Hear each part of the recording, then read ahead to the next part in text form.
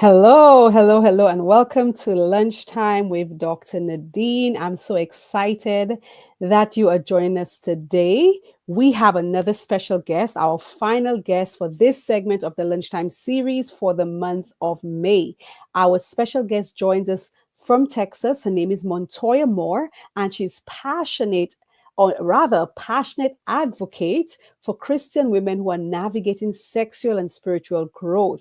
So Montoya supports Christian women who want to overcome sexual avoidance and embrace healing through faith aligned empowerment. So she does workshops, she has meaningful conversations, and her goal is to help women reclaim the narratives of their life to build healthy relationships and honor both their values and their desires. And so we're so excited to welcome on stage Montoya Moore. Welcome, Montoya. It's so good to have you with us today. Hello. Thank you for having me. Awesome. So I just read a little bit of your bio. So can you tell our viewers, those who are joining us, in fact, if you're joining us right now, let us know in the chat, where are you joining us from today? We'd love to give you a shout out. So let us know where you're joining us from today. But in the meantime, Montoya, maybe tell those who are joining us something that was not in your bio, something very interesting about yourself that was not in your bio. Well, I traveled for over 20 years as a cardiac sonographer, and I have actually lived in over 27 states in the US. Wow. Okay, that's quite an interesting fact. Wow. Okay, and so great. And so we're happy to have you here on Lunchtime. I hope you're not nervous. I hope you find relaxed to have this little conversation because I think this conversation is valuable for the times that we're in, and I mean even beyond, right? So Correct. we want to talk about your experience in the speaker mentorship program. Now, let me just let you guys know that tomorrow Montoya takes on her first official speaking engagement. And I am so excited for her. How do you feel about that, though? I'm very nervous and but excited Mm-hmm, mm-hmm. because I want to get my ministry out there, and there's a lot of women that I know are in the same or were in the same predicament as I was. Okay, all right. So let's talk a lot about that now. So we're going to talk about what brought you into the speaker mentorship program. Like what was the experience like before coming in and so on. So let's talk about that. Mhm. Well, I knew God had given me a ministry, but I was unsure of myself on Mhm. how to present my topic.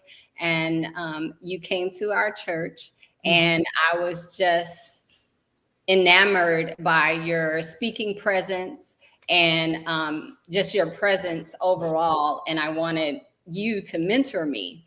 And I Mhm. didn't know you had a speaker mentorship program. I just thought it was going to be the typical mentorship. But Mhm. you encouraged me to join your program, and I'm very gracious for the opportunity. Mhm.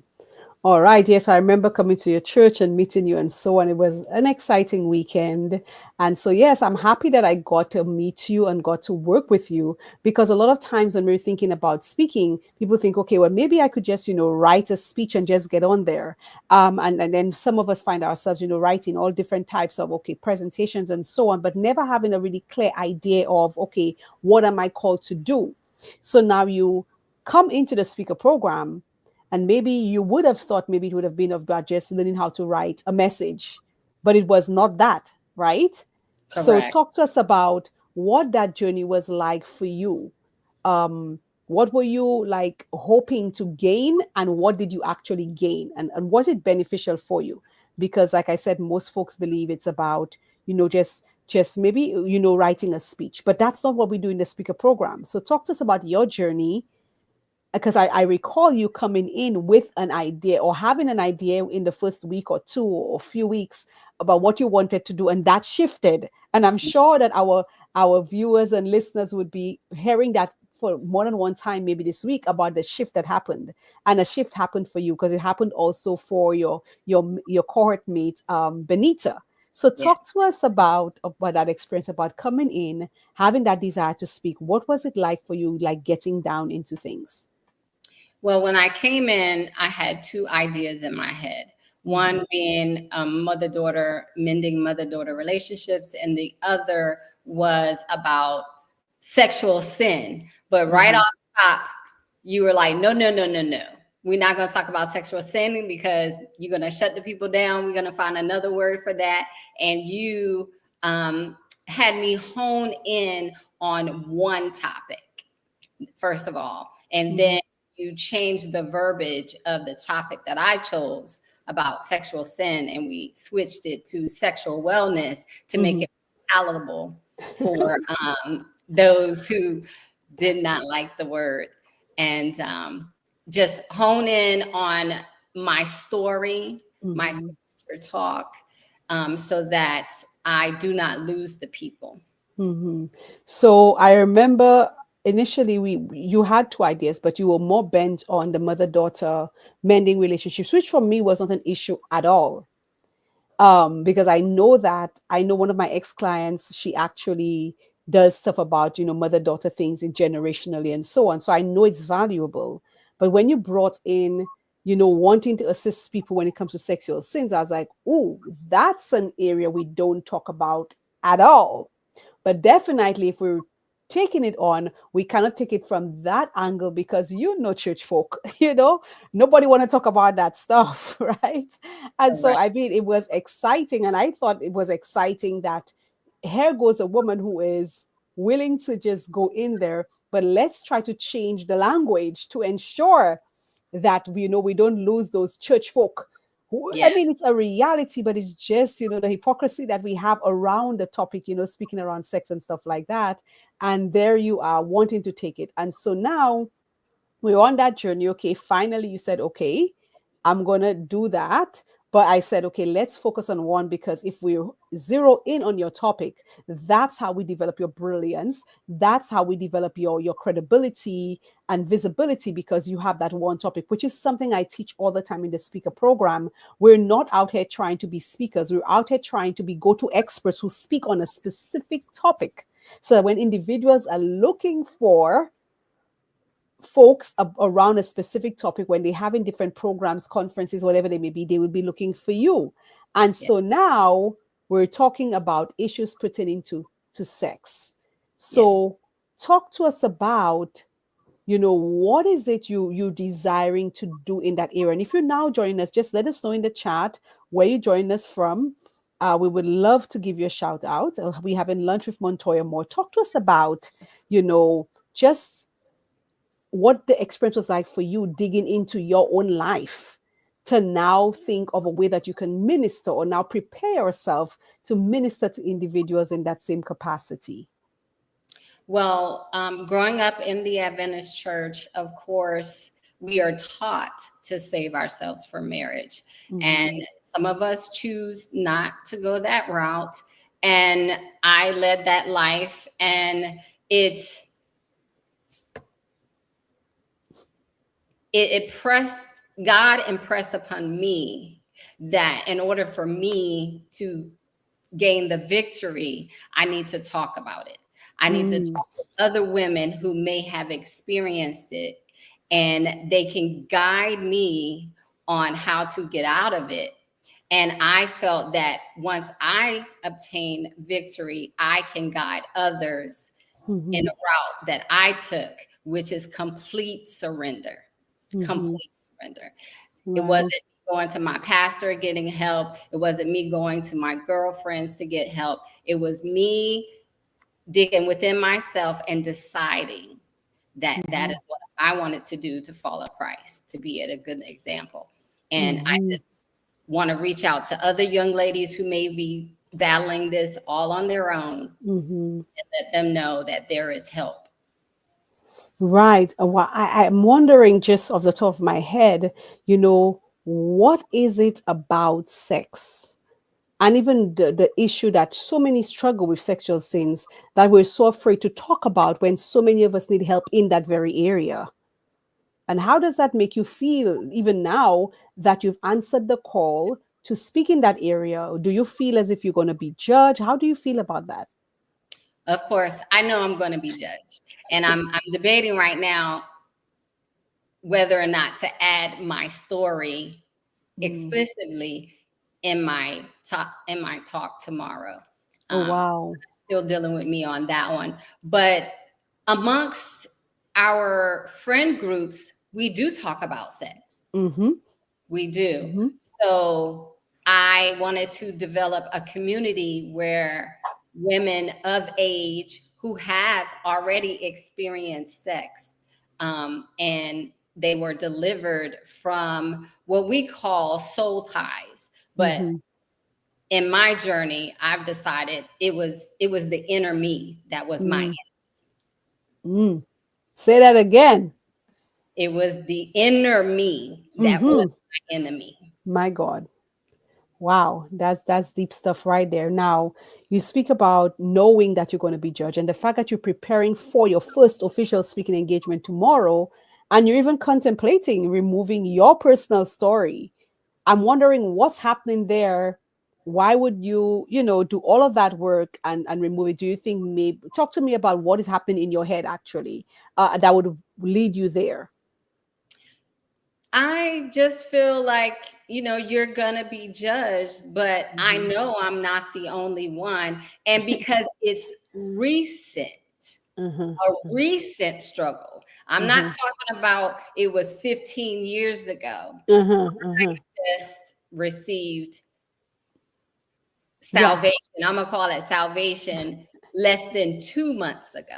And Mm-hmm. I was in the church. I was deaconess. I was single ministry leader. I was usher. I was this. I was that. And I fell into sexual sin. Mm-hmm. My goodness, listen, the fact that you're speaking about it online now, bold, and that's going to be all around the world, the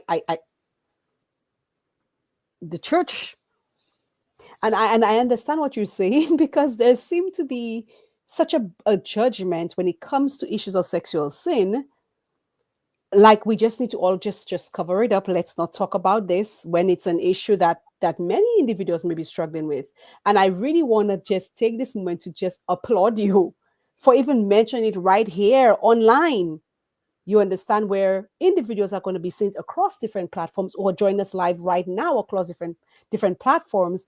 And I believe that I remember the struggle that you had during the program. You'd say repeatedly, listen, I'm not sure if I should be speaking about this because this is not something I have yet overcome.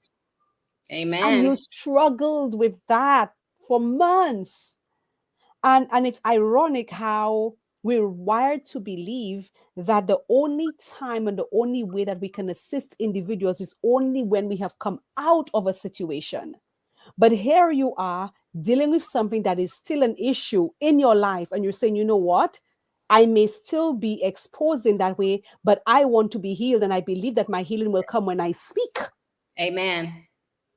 you know, because the Bible says witnesses are overcome by the word of their testimony. And here you are braving it out. I think that maybe you taking that step of faith in speaking and doing what God has called you to do, that's where you may receive the full deliverance that you're looking for because you're literally exposing yourself and almost having everybody keep you accountable to Amen. something.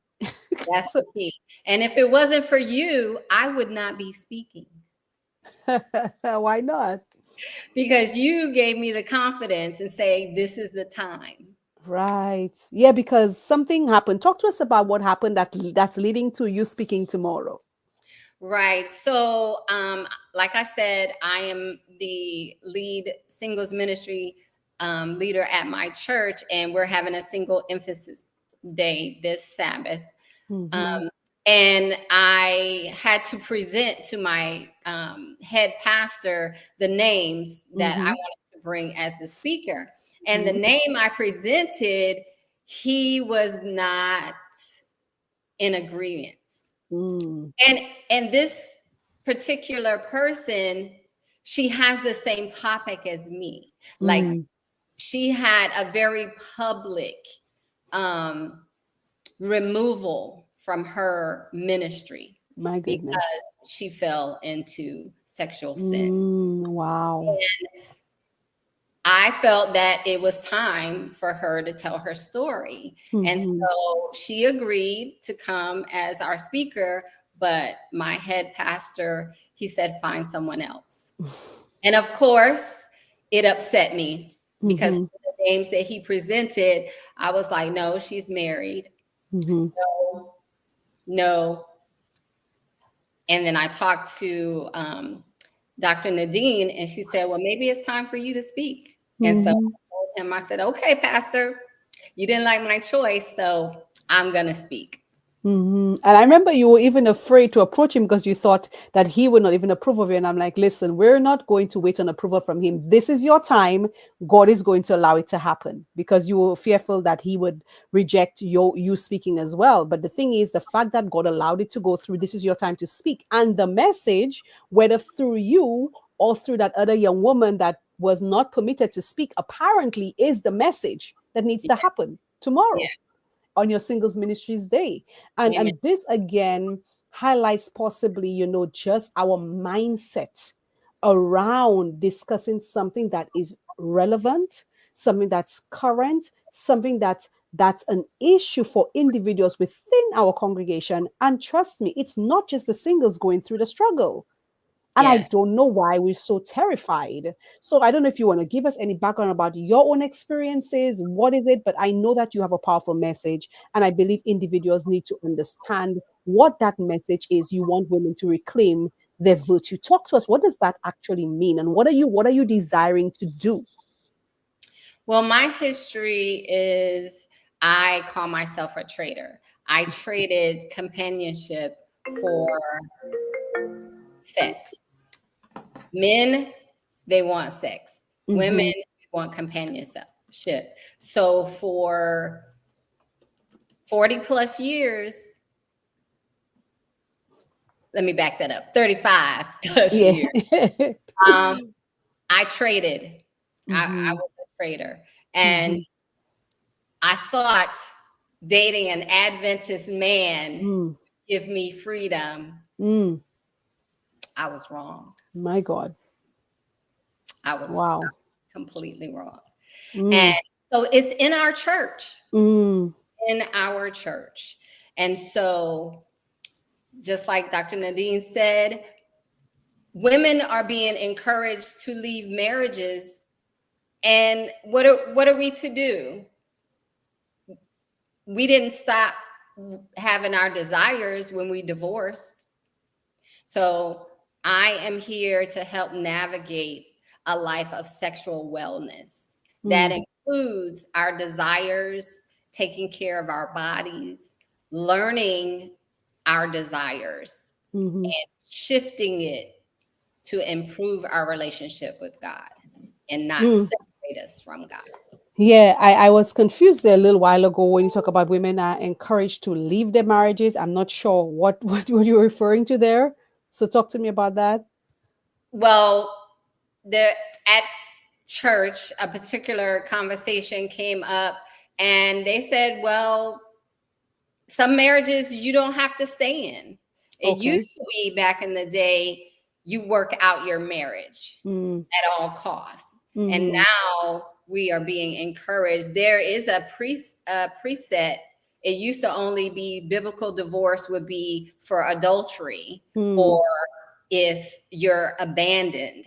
But mm, there's a new precedent in our church where mm, they allow separation and divorce for non-biblical reasons. And if they're going to set that precedent, then we have to learn how to suppress our desires mm. or not allow them to control us. Okay. So in reclaiming your virtue, Yes. your desire is to help women to manage their sexuality. Now, Yes. the irony is, I think when I was growing up, and to an extent, even like within our time, to me, people often believe almost as if, we don't have sexual desires, right?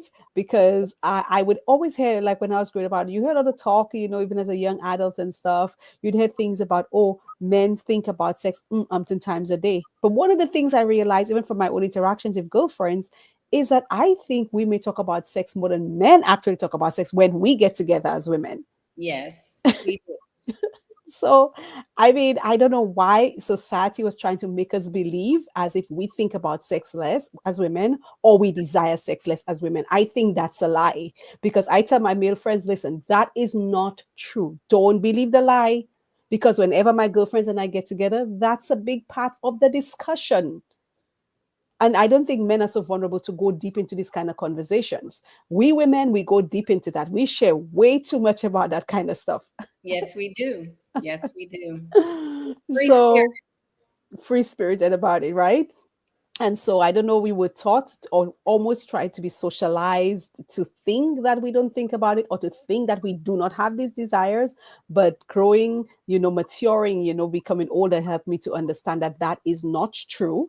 And so that's why I think there's great value in what you're doing because women need a safe space to be able to talk about their desires and maybe not act upon those desires. Because if we're not talking about it, maybe we might be acting on it.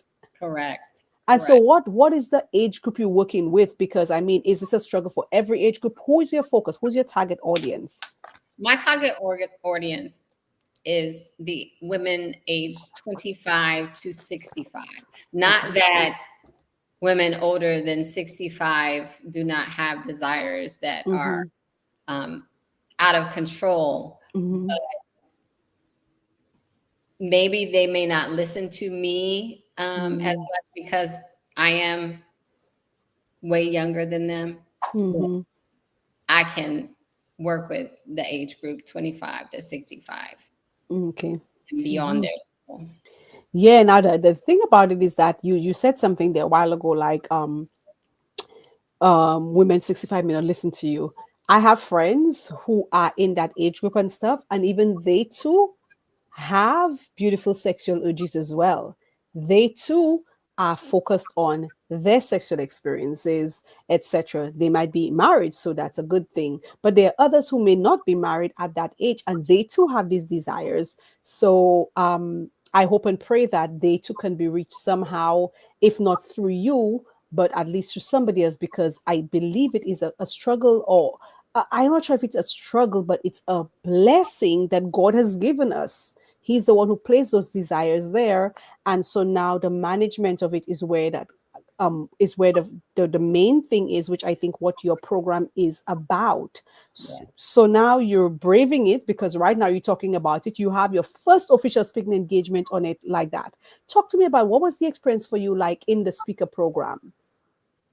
Well, first of all, you stayed on me to get the work done and to show progress. And I thank you for that because procrastination and myself are best friends. So you helped me to improve it. I still haven't gained victory over it, but Mhm, I do thank you for it. And you just showed me how to develop my topic mhm, and present it in a way that's palatable. mhm. And I'm almost sure there may be, yeah, I know I had to be on you a lot, by the way. That's true.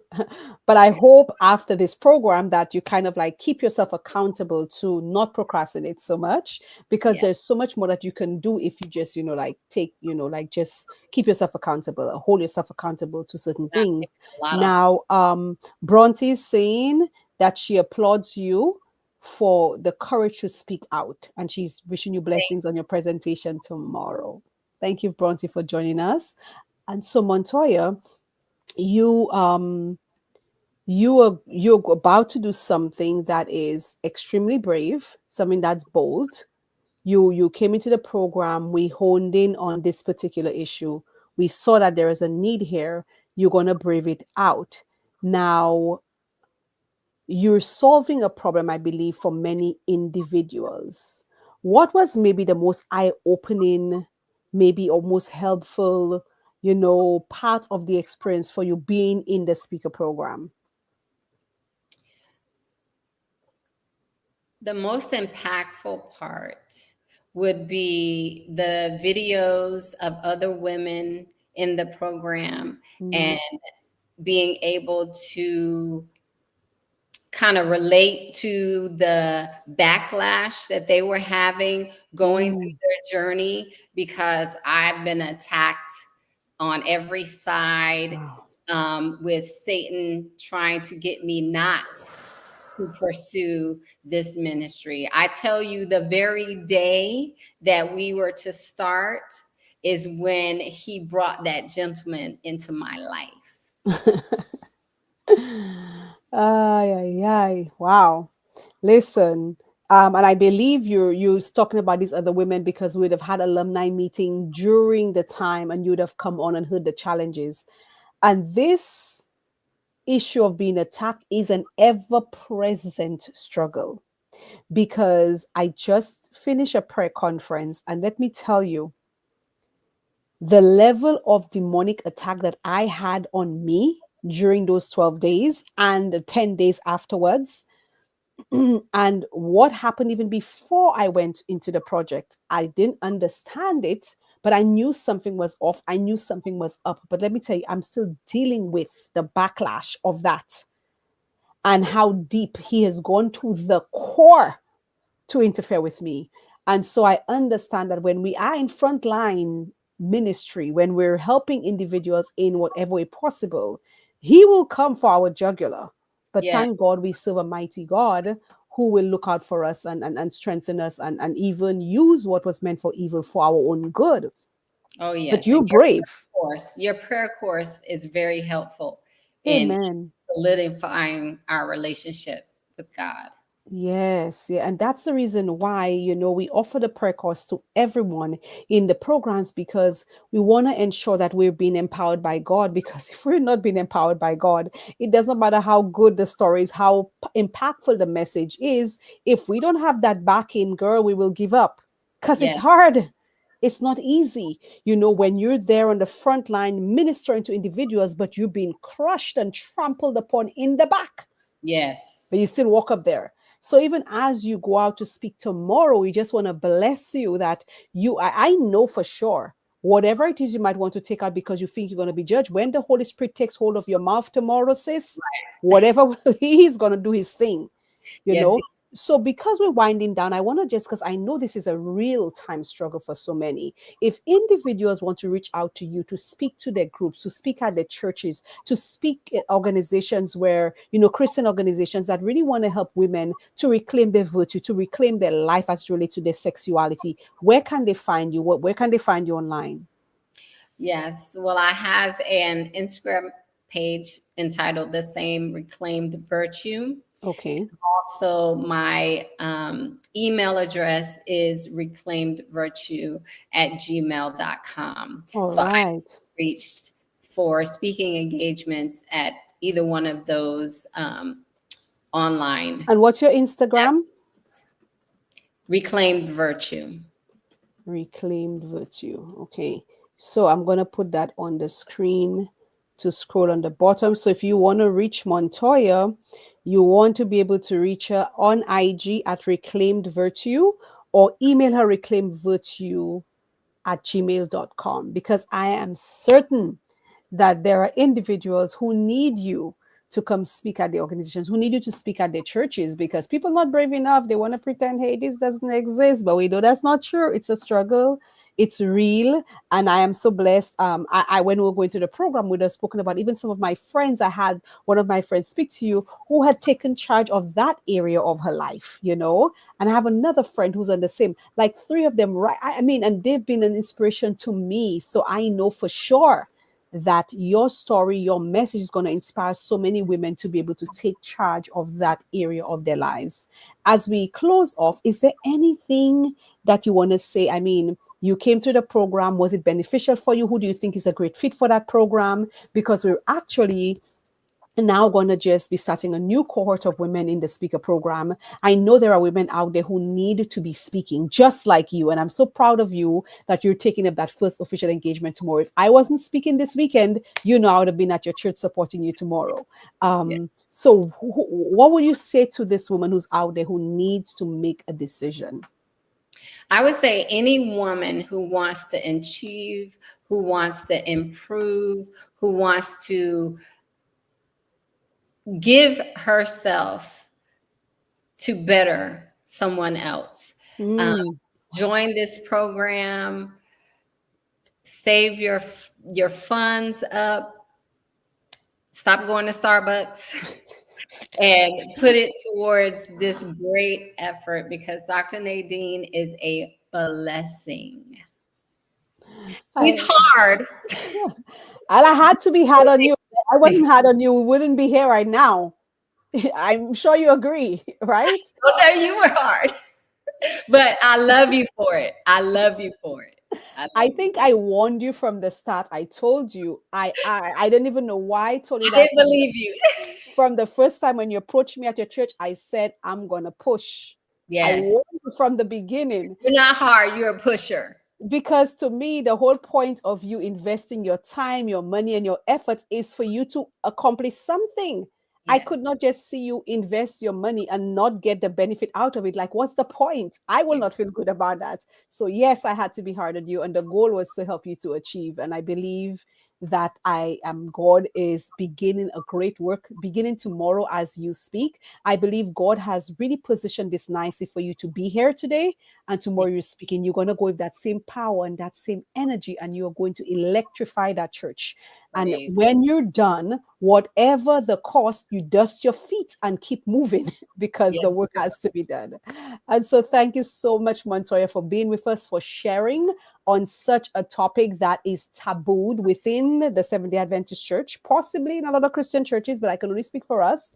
And I applaud you for your courage and your bravery in dealing with a topic that needs to be addressed. So, thank you so much for joining us today. Viewers, thank you so much for being here with us today. If you're looking at the replay, you can always give us your comments. You can, share your concerns, share your questions. You can applaud Montoya. You can support.